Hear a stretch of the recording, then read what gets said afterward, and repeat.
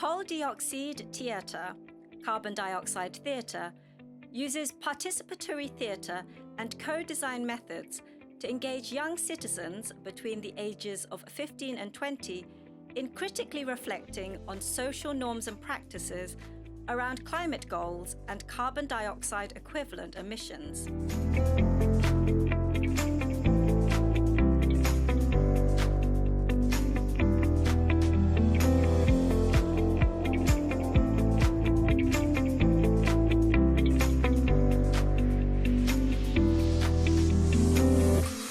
CO2 theatre workshops, organised within the museum, created an intergenerational arena for a reflective dialogue to investigate how our way of living relates to carbon dioxide equivalent emissions.